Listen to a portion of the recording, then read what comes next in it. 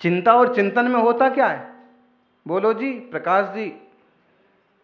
चिंता और चिंतन में, जो कि संस्कृत की दृष्टि से दोनों पर्यायवाची हैं, लेकिन अपन लोक व्यवहार की दृष्टि से विचार करो तो चिंता मतलब टेंशन, तनाव, और चिंतन मतलब आत्मसमर्पण, सहजता, शांति की तरफ बढ़ाने वाले कदम। जी ज्ञानी कहाँ बैठे हो तुम? चिंता चिता समान है, बिंदु मात का फेर। एक जीवित को जलाती है, दूसरे। ऐसे ज्ञानियों को तो वहां की बजाय यहां होना चाहिए। बात सही है, लेकिन इस पर ध्यान दो। हम बहुत उलझ जाते हैं कि ऐसा होना, ऐसा होना, ऐसा करना, ऐसा करना। क्या है? तुम कर्ता बुद्धि से जीते हो ना, इसीलिए दुखी हो। जो होना है सो प्रायः करके होता है। ईमानदारी से आप अपना कर्तव्य करो, बहुत ज्यादा उठा पटक के मूड में मत रहो, क्योंकि कर्ता बुद्धि वाले बहुत आए और कर करके चले गए, हाथ कुछ भी नहीं लगा।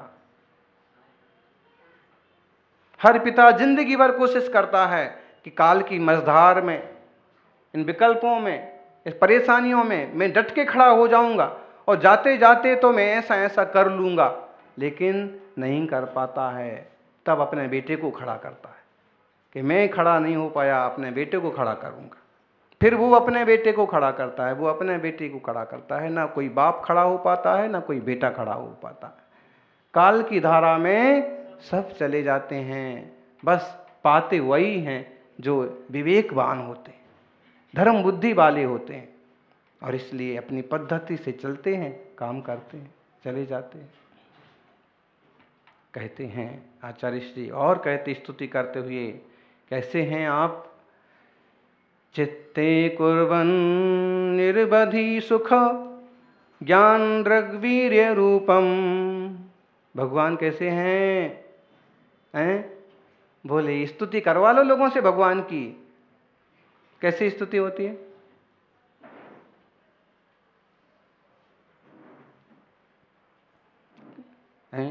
बोले ऐसा मुकुट है, ऐसे हार हैं, ऐसे कंगन हैं, ऐसे बाजूबंद हैं। मारा प्रभु जी नो मुखड़ो मल के, ना मल के तो प्रभु जी ना रहेंगे। केवल व्यवहार स्तुतियां। अरे निश्चय पर तो जाओ, प्रभु रियली हैं क्या?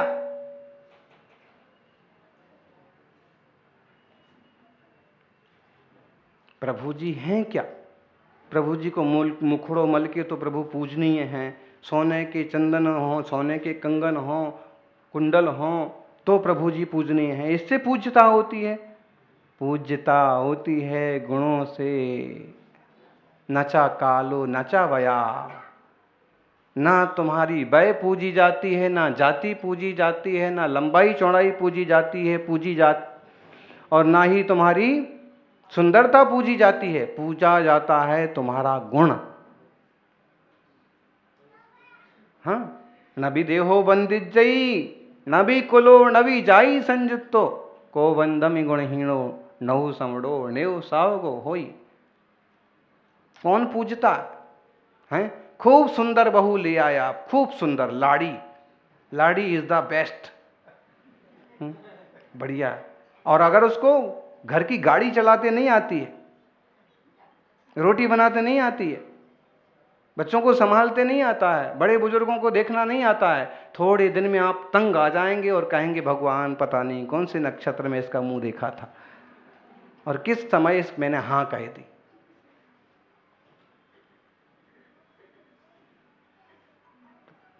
वो पूछ रहा है, तुमको पूछ रहा है?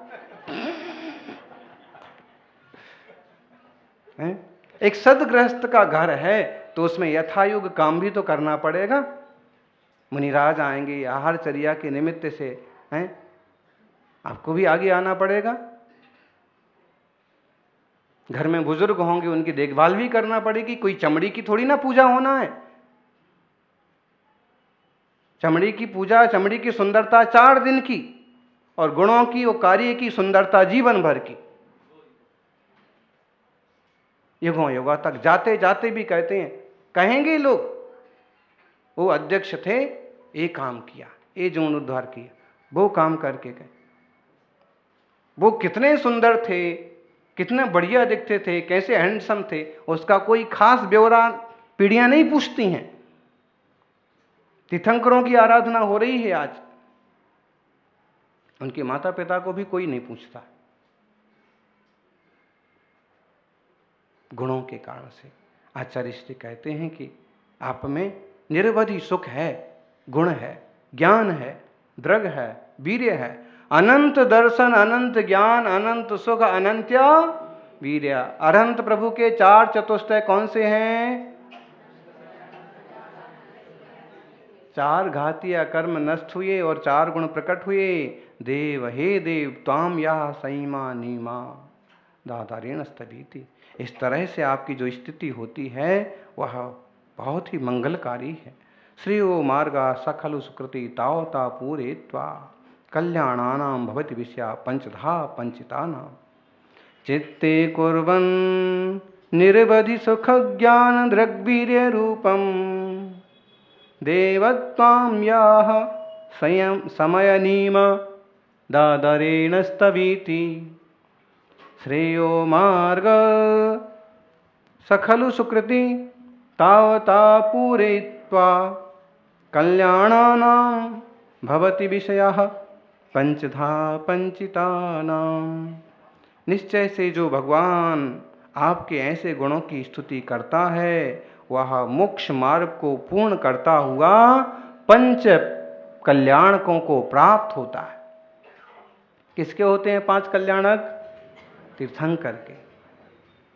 अनंत दर्शन, ज्ञान, वीर्य वाले आप हैं। इस तरह से आपके गुणों पर ध्यान दे करके आपके आत्मा की जो स्तुति करता है और आपके आत्मा से अपने आत्मा का मिलान करता है। दर्पण में मुंह देखते हो आप, दर्पण एटले शू? कांच, मिरर, दर्पण, आईना। आईना जब भी बोलेगा सच ही बोलेगा। आपको सूरत बदलने की आदत पड़ी है, बदलते रहिए। कांच जो है सच्चा बोलता है, आप जैसे हो वैसे ही दिखेंगे आप हैं। आपने पीले कपड़े पहन रखे हैं, दर्पण के सामने जाएंगे तो कपड़े कैसे दिखेंगे? पीले दिखेंगे। बस दर्पण सही होना चाहिए, कहीं अगर लाल पीला कांच हुआ तो गड़बड़ हो जाएगा। ऐसे जैसे व्यवस्थित स्वच्छ दर्पण में आपका सीधा साधा रूप दिखता है, ऐसे जिन बिंब जिनेंद्र भगवान भी एक दर्पण हैं। जिन भगवान रूपी दर्पण में हमें अपने आत्मा का रूप देखना चाहिए और निखारना चाहिए। भगवान की आंखें कैसी हैं? बोलो। आप जब भगवान के पास जाते हो तो भगवान आंखें खोल के देखते हैं, कौन आया है, इतने बढ़िया कपड़े पहन के आया तू, तो ऐसे बोलते हैं? नहीं बोलते हैं। अगर तुमने बढ़िया कुछ चढ़ा दिया तो उसको उठाते हैं, कहीं उठ के जाते हैं? कुछ नहीं। वो तो जिन प्रतिमा है, समौषण में विराजी हुई तीर्थंकर प्रभु भी किसी तरह की कोई ऐसी चेष्टा नहीं करते, सहज प्रवृत्ति। हम भी देखें कि हमारी आंखें भी ऐसी होना चाहिए, हमारी नाक भी, मुख मुद्रा भी ऐसी होना चाहिए। कई लोगों का मुख ऐसा रहता है हमेशा जैसे उनने मठा पी लिया। मठा पी लिया वो मतलब खट्टा खट्टा सा यूं। हमारे गुरुदेव तो 10 साल तक केवल मट्ठा पानी लेते थे, फिर भी उनका मुंह ऐसा नहीं रहता था, सहज रहते थे, प्रसन्न रहते थे। और कुछ लोग जबरदस्ती यूं दुखी रहेंगे, यूं मुंह बनाएंगे। अरे प्रसन्न रहो ना, तुम्हारी क्या चोरी हो गई बताइए? और चोरी हो भी गई तो तुम्हारा था क्या? भगवान की मूर्ति से, मुद्रा से सहज रहना सीखो। अगर आपके ओंठ ऐसे चपटे हो रहे हैं तो उनको खींच के वापस लंबा करो। मतलब स्माइल कहीं जाना नहीं चाहिए। समस्या हो गई, लोग स्माइल भूल गए और स्मेल पैदा करने लगे।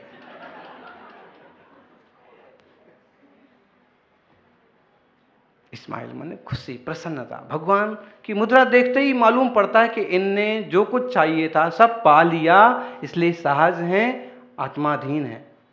और हम भी वैसा रहने की कोशिश करेंगे तो हम अपने सम्यक दर्शन, ज्ञान, चारित्र आदि गुणों को जरूर पा सकेंगे।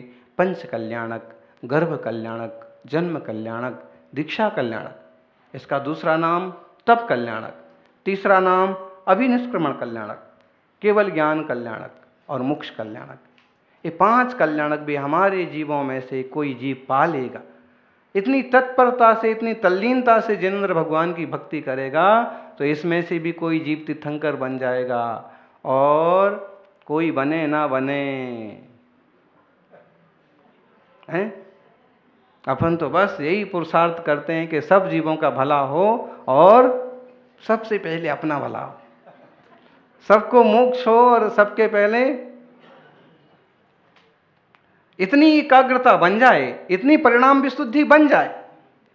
ऐसा ना हो कि हम केवल उपदेश देते रह जाएं और उपदेश जिनको दिया वो तो चले गए और हम यहीं के यहीं रह जाएं। तो यही प्रार्थना है कि इन सब जीवों को वीतराग शासन, वीतराग मार्ग मिले, वस्तु व्यवस्था सबके समझ में आए, आत्माधीन प्रवृत्ति जीवों की हो। देह छता जेनी दशा, बरते देहातीत, ते ज्ञानी ना चरण मा। આવી દશા મુનિરાજોની થાય છે, તમારી પણ થઈ જશે। મહાવીર ભગવાન की धीम तीर्थेश्वर आदि विधाता देवाधिदेव महादेव आदिनाथ भगवान की। वर्तमान जिन शासन नायक वर्तमान महावीर भगवान की जय हो। आचार्य श्री आदि सागर जी महाराज की जय हो। आचार्य श्री महावीर कीर्ति महाराज की जय हो। आचार्य गुरुवर श्री सन्मति सागर जी महाराज की जय हो। परम पूज्य आचार्य श्री सुनील सागर जी महाराज की जय हो। समस्त मुनि संघ की जय हो।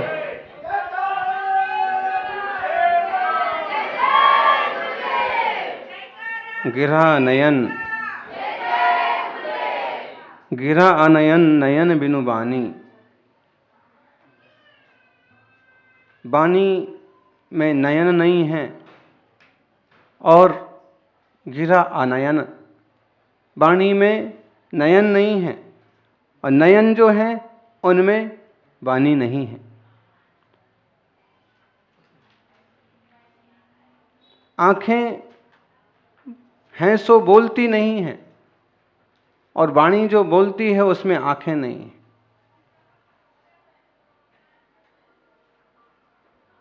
लेकिन कभी कभी आंखें भी बोलती हैं और कभी कभी वाणी भी देखती है। भगवान की भक्ति में तो कुछ ऐसा ही होता है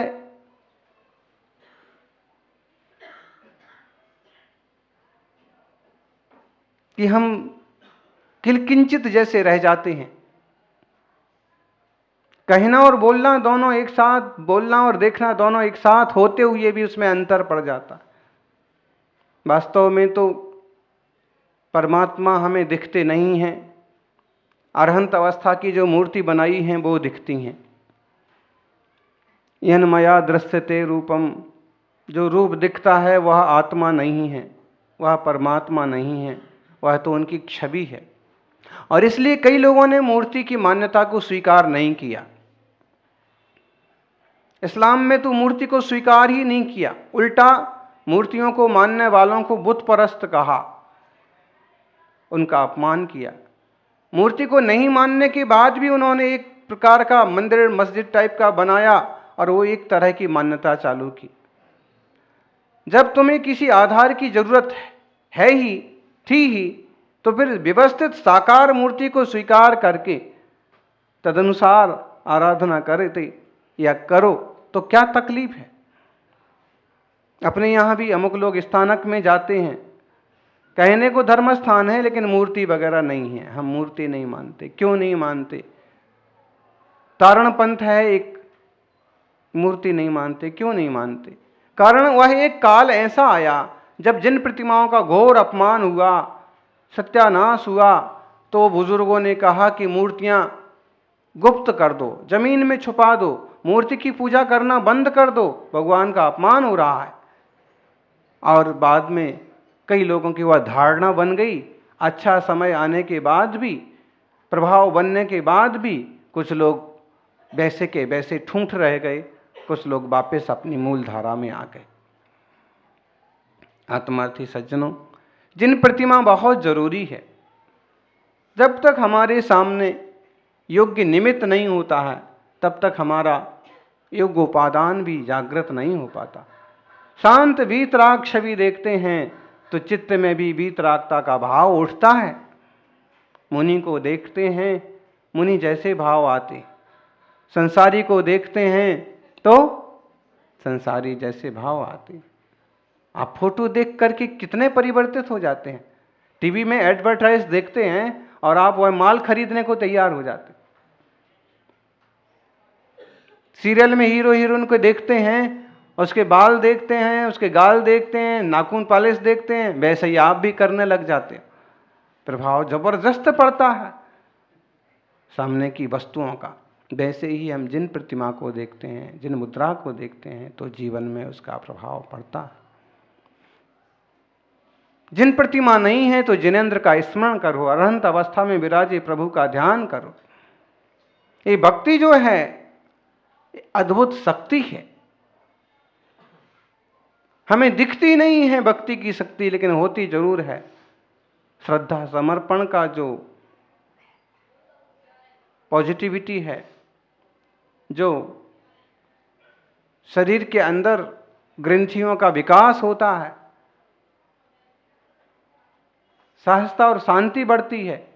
अभिषेक करने से क्या लाभ है? अभिषेक के जल से क्या लाभ है? श्रीपाल मैना सुंदरी की कहानी, जिसके आधार पर सिद्ध चक्र की महिमा कई गुणी होकर के ये पूजा लोक में होती है। उस कथा में आता है कि जिन नमन का यंत्र नमन का पानी, और कुष्ठ रोग को भी ठीक कर दिया। क्या ऐसा रासायनिक परिवर्तन हुआ? होता ही है।